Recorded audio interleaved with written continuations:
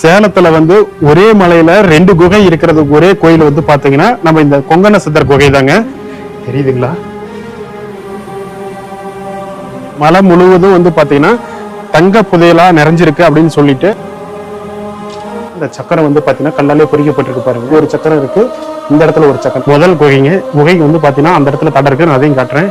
இப்படியே பின்பக்கம் போனீங்கன்னா 2வது குகைங்க. இரும்பா இருந்தாலும் சரி, மண்ணா இருந்தாலும் சரி, குச்சியா இருந்தாலும் ஒரு தொட்டாருன்னா அது வந்து பொண்ணா மாறிடும். அந்த இடத்துல தான் 2வது குகை இருக்கு. இந்த வழிதான் மேலே ஏறணும். ஆக சிற்பமுங்க. இந்த கல்லிலே வந்து பாத்தீங்கன்னா அப்படியே செதுக்கி இருக்காங்க.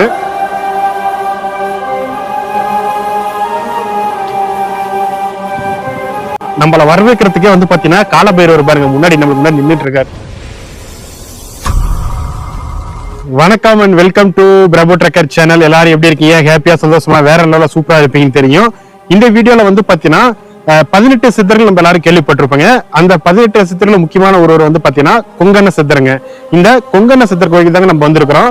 இந்த குகை எங்க இருக்குதுன்னா நம்ம சேலம் மாவட்டம் சங்ககிரிக்கும் எடப்பாடிக்கும் சென்டர்ல வந்து பாத்தீங்கன்னா வேலமா வலசுன்னு ஒரு ஊர் இருக்குங்க. அந்த வேலமா வலசுல இருந்து ஒரு 2 கிலோமீட்டர் தொலைவில் தான் வந்து பாத்தீங்கன்னா இந்த கொங்கண சித்தர் குகை இருக்குங்க. உங்களுக்கு எக்ஸாக்ட் லொகேஷன் வேணும்னா நம்ம கூகுள்ல போயிட்டு கொங்கண சித்தர் கேவ்னு போட்டு நீங்க சர்ச் பண்ணாலே வந்து பாத்தீங்கன்னா இந்த கோயிலோட வந்து லொகேஷன் கரெக்டா உங்களுக்கு காட்டிடும். இந்த வீடியோ ரொம்பவும் சூப்பரா வேற லெவல்ல இருக்க போது. அதுக்கு முன்னாடி நான் உங்களுக்கு இன்னொரு விஷயம் ஒன்று சொல்லிடுறேன். இந்த இடத்துல தான் வந்து பாத்தீங்கன்னா நம்ம வண்டி பார்க் பண்ணியிருக்கோம். உங்களுக்கு முன்னாடியே பார்த்தாலே தெரியும். இங்க குரங்குலாம் வந்து பாத்தீங்கன்னா நிறைய ஏகப்பட்டது இருக்குதுங்க. அதனால நீங்க வண்டி பார்க் பண்ணா வண்டி கவர்ல வந்து ஏதாவது நீங்க டாக்குமெண்ட் ஏதாவது வேற ஏதாவது திங்ஸ் பொருள் வச்சிருந்தீங்கன்னா அதை எடுத்து நீங்க கொண்டு வந்து பேக்ல வச்சுட்டு போயிருங்க. இல்லைன்னா அதை எடுத்துட்டு போயிட்டு தூரமா எங்கேயாவது கிழிச்சு போட்டுரும். அதுதான் உங்களுக்கு முக்கியமா சொல்ல வேண்டியதுங்க. இப்ப நம்ம வந்த வழி இதுதாங்க. இப்ப பார்த்தாலே தெரியும், இந்த வழியில தான் வந்தோம். இப்ப வந்து இங்க முன்னாடி இப்ப நம்ம இந்த வழியில இப்ப நம்ம மலை ஏற போறோம். இங்க முன்னாடியே வந்து பாத்தீங்கன்னா ஒரு தண்ணி டேங்க் இருக்கும் ரோட்டை ஒட்டியே. இதுதான் நம்மளுக்கு ஒரு அடையாளம்.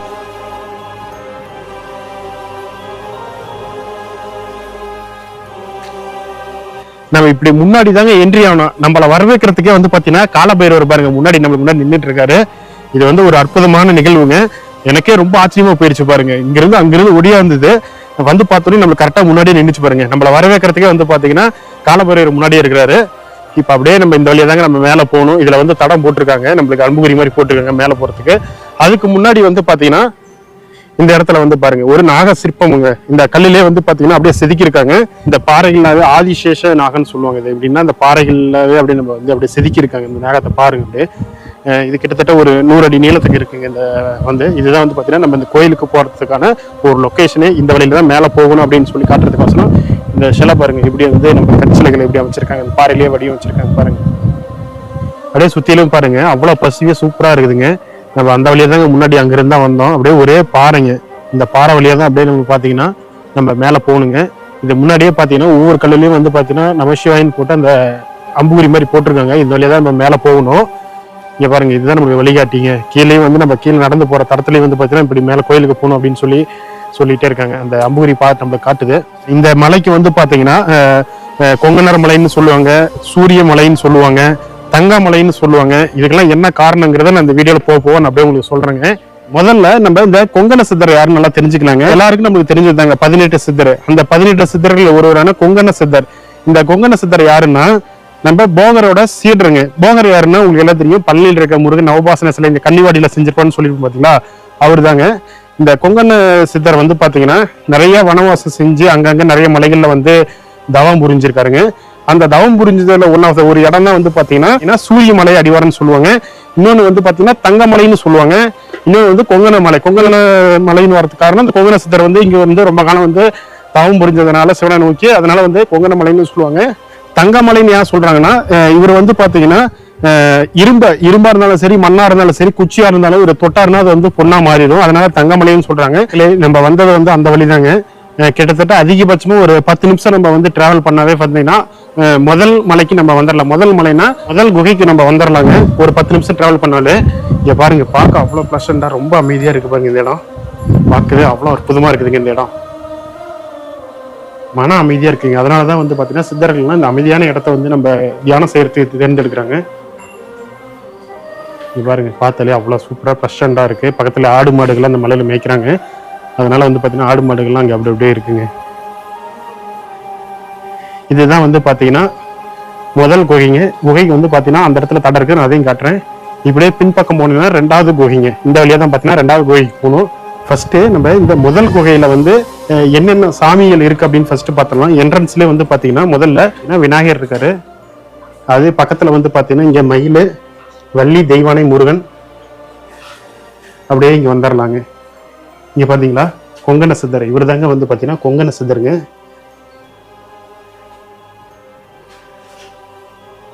இங்க பாருங்க, கொங்கண சித்தரோட சிலை தாங்க இதுவும், சித்தர்களோட சிலை தான். இந்த பக்கம் இருக்கிறதெல்லாம் என்னென்ன சாமின்னு உங்களுக்கு காமிச்சிட்டேன். இது பக்கத்துல கல்லு மேல இங்க ஒரு சாமி ஒண்ணு இருக்கு பாருங்க, தெரியுதுங்களா?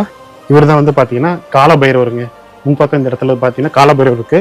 இப்போ வந்து பாத்தீங்கன்னா முன்பக்கம் குகை இருக்குதுன்னு சொல்லியிருந்தேன் பாத்தீங்கன்னா. ஃபர்ஸ்ட் மொத்தம் வந்து பாத்தீங்கன்னா இந்த சூரியமலையில 2 குகை இருக்குங்க. இப்போ முதல் குகைக்கு நான் உங்களுக்கு கொண்டு போய் காட்டுறேன் பாருங்க. இப்படிதான் போகணும்.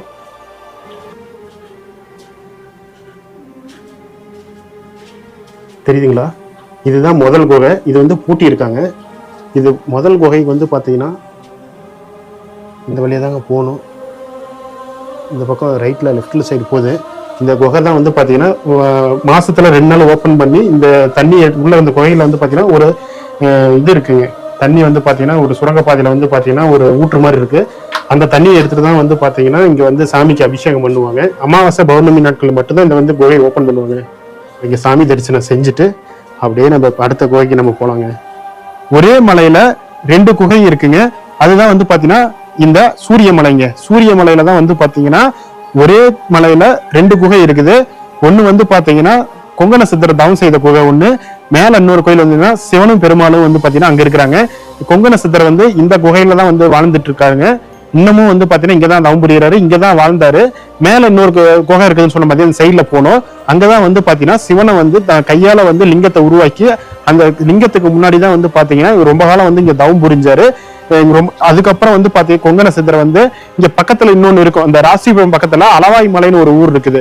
அந்த அளவாய் மலையிலையும் வந்து பாத்தீங்கன்னா இந்த கொங்கண சித்தர் வந்து தவம் செஞ்சாருங்க. கடைசியா வந்து பாத்தீங்கன்னா இவர் திருப்பதியில வந்து ஜீவசமாதி அடைஞ்சிட்டாருங்க. இந்த இன்னும் சொல்ல போனோம்னா வச்சுக்கோங்க, இந்த கொங்கண சித்தர் வந்து குகைக்கு கோயில் வந்து நம்ம தரிசனம் பண்ணோம்னா நிறைய பேருக்கு வந்து பாத்தீங்கன்னா ராகுக்கு அதால வந்து திருமண தடைகள் நிறைய வந்து பிரச்சனை வரும்.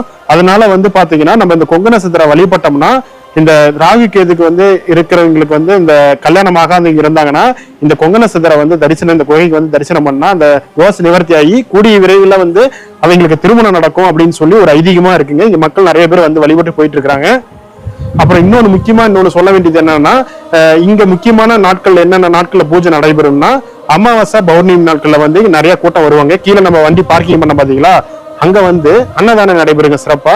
இப்ப முன்னாடி ஒரு ஃபர்ஸ்ட் கீழே காமிச்ச பாருங்க, அங்கதான் வந்து பாத்தீங்கன்னா நம்ம தண்ணி எடுத்துட்டு வந்து இந்த இடத்துல இருக்கிற வந்து கொங்கண சித்தருக்கு வந்து அபிஷேகம் பண்ணி பொங்கல் வச்சு தீபாராதனை காட்டுவாங்க. ரொம்ப விசேஷமா இருக்கும்.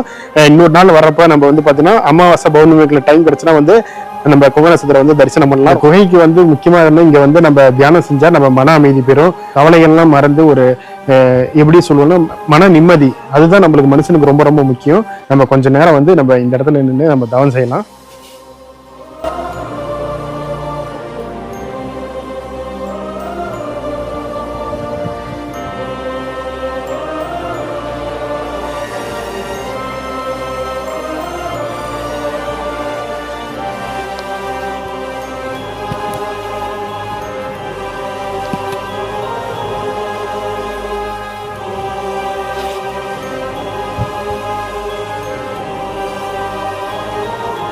நான் முதல் குகையில இன்னொரு சாமி நான் சொல்ல மறந்துட்டேங்க. இந்த இடத்துல வந்து பாத்தீங்கன்னா கன்னிமார் இருக்காங்க. வரிசையா பார்த்தா தெரியுங்களா, 7 கன்னிமார் சொல்லியிருக்கோம், சப்த கன்னிமார் சொல்லுவோம். இந்த இடத்துல ஒரு கன்னிமார் இருக்காங்க, அதை சொல்ல மறந்துட்டேங்க. இன்னொன்று முக்கியமா வந்து பாத்தீங்கன்னா இந்த சக்கரம் பாருங்க, கல்லாலேயே பொறிக்கப்பட்டிருக்குதுங்க. எனக்கு தெரிஞ்சு இந்த சக்கரம் வந்து கல்லால பொறிக்கப்பட்டிருக்கிறது இந்த குகையில வந்து இப்போ நான் ஃபர்ஸ்ட் டைம் பாக்குறேங்க. இந்த சேலத்துல இந்த கொங்கண சித்தர் கோயில தாங்க இருக்குது. இது வந்தீங்கன்னா கண்டிப்பா மறக்காம எல்லாரும் பாருங்க.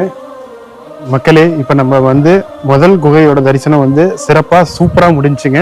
நம்ம தியானம் பண்றப்ப வந்து பாத்தீங்கன்னா நம்மள வந்து ஒரு வேற உலகத்துக்கு கொண்டு போன மாதிரி இருக்குங்க. அவ்வளவு அற்புதமா அது நான் அந்த வார்த்தையால என்னால சொல்றதுக்கு வார்த்தைகளே இல்லைங்க. அந்த மாதிரி தான் சொல்லணும். இப்ப நம்ம அடுத்ததான் வந்து பாத்தீங்கன்னா 2வது குகை. இது பக்கத்திலே வந்து பாத்தீங்கன்னா சொல்றேன், இங்க முன்னாடி காட்டுற அப்படியே பாருங்க. இதுதான் வந்து பாத்தீங்கன்னா 2வது குகைக்கு போற வழிங்க. எவ்வளவு பெரிய கல்லுங்க, பாருங்க. இதுக்கு சைட்ல ஒட்டியே தான் வந்து பாத்தீங்கன்னா இந்த குகைக்கு இருக்குங்க. இதுதான் வந்து பாத்தீங்கன்னா முன்னாடி பாருங்க சிவன் கோயிலுக்கு போகும் வழியில் போட்டிருக்கு பாருங்க, அம்புகுடியில. இப்படியே தாங்க போகணும் மேலே. கொஞ்சம் தூரம் ஒரு 1/4 மணி நேரம் நடந்தால் வந்து பார்த்தீங்கன்னா 2வது கோயிலுக்கு போயிடலாம்.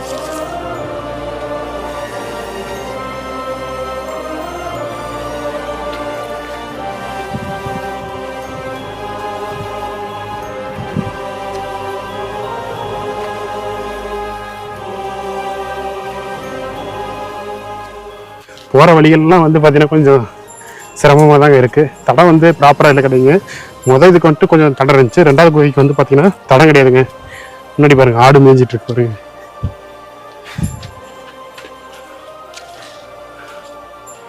பாருங்க அந்த இடத்துல தாங்க 2வது குகை இருக்குது. இந்த வழி தான் மேலே ஏறணும். ஒரு 1/4 மணி நேரம் மலையேற்றத்துக்கு அப்புறம் வந்து பார்த்தீங்கன்னா இப்போ நம்ம 2வது கோயிலுக்கு வந்தாச்சுங்க. தெரியுதுங்களா இந்த குகை? இதுக்குள்ளதான் உள்ள போகணும். இருட்டா இருக்கு. உள்ள போய் காட்டுற மாதிரி லைட் வெளிச்சத்தோட உள்ளதான் வந்து பார்த்தீங்கன்னா பெருமாள் சிலையும் அதே மாதிரி சிவன் சிலையும் குகை இங்கே தாங்க இருக்கு. இதுதான் போயிட்டு இருக்கு. இப்ப தெரியுதுங்களா இவ்வளவு குகை வந்து எவ்வளவு சின்னதா இருக்கு. போக போக ரொம்ப இருட்டா இருக்குங்க. இதுக்கப்புறம் வந்து பார்த்தீங்கன்னா நம்ம அப்படியே படுத்துக்கிட்டு போகிற மாதிரி தான் இருக்கும். ரொம்ப கீழே அது ஒரு லைட் எரியுது பாருங்க. அங்கே தான் வந்து பார்த்தீங்கன்னா சிவன் சிலை இருக்குதுங்க. இது வரைக்கும் வந்து பார்த்தீங்கன்னா கொஞ்சம் குறுகலாக இருந்துச்சுங்க. மேலே இடிக்குது. இதுக்கப்புறம் வந்து பார்த்தீங்கன்னா கோயிலுக்கு வந்து அப்படியே படுத்துக்கிட்டு போகிற மாதிரி தாங்க இருக்கும். இதுதாங்க, இதுதான் அந்த சின்ன குகைங்க. அப்படியே தெரியுதுங்களா? இந்த இடத்துல சின்னதாக ஒரு நந்தி இருக்குது. அப்படியே விளக்கு கோயிலுக்கு வரவங்க அப்படியே விளக்கு போட்டு கூப்பிட்டு போகிறாங்க. இந்த கொங்கண சித்தர் வந்து தன் கையால் வந்து லிங்கத்தை பிடிச்சி இந்த இடத்துல தான் வந்து தியானம் இருந்தாருங்க பல நூற்றாண்டுகள். நம்ம சாமி கும்பிட்டு அப்படியே நம்ம கிளம்பலாங்க. மக்களே, இப்போ நம்ம மேல இருக்கிற குகை 2வது கோயில் இருக்கிற நம்ம சிவனை தரிசனம் பண்ணிட்டாச்சுங்க. நீங்களே பார்த்துருப்பீங்க உள்ள எப்படி இருந்துச்சுன்னா. உள்ள சின்னதாக ஒரு காற்று கூட போக முடியலைங்க. ஒரு 30 அடி உள்ள போயிருப்போம். ரொம்ப குறுகலா. கடைசியா வந்து சிவன் இருக்கிற இடம் வந்து பார்த்தீங்கன்னா படுத்துக்கிட்டு தாங்க போக முடியும். அப்படியே ரொம்ப மனசுக்கு சந்தோஷம், ஹாப்பி, அளவில்லாத ஒரு மகிழ்ச்சிங்க மனசுல. 2வது கோயில் இருந்த சிவன் வந்து பார்த்தீங்கன்னா நம்ம இந்த கொங்கண சித்தர் இருக்க பாருங்களா, அவரு கையால பிடிச்ச அந்த சிவலிங்கம் தாங்க. அதை மண்ணால் செஞ்சிருக்கிறாங்க. ஓகேங்களா? அதுல முன்னாடி இருந்து தான் அவர் தவம் செஞ்சாரு. கீழே இருந்த குகையில தான் வந்து பாத்தீங்கன்னா அவர் வாழ்ந்தாருங்க.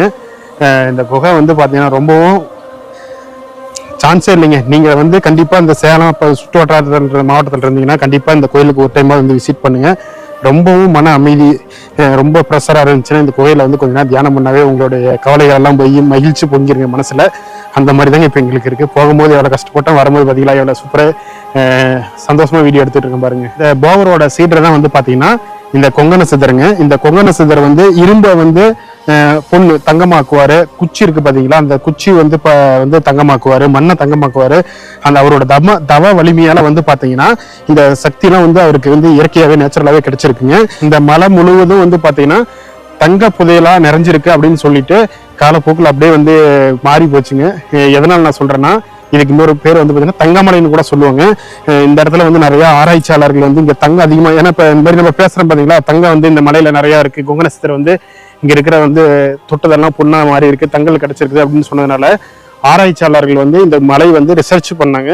அப்போ வந்து அவங்களுக்கு பெருசா வந்து இந்த தங்கம் அந்த மாதிரிலாம் எதுவும் தெரியல.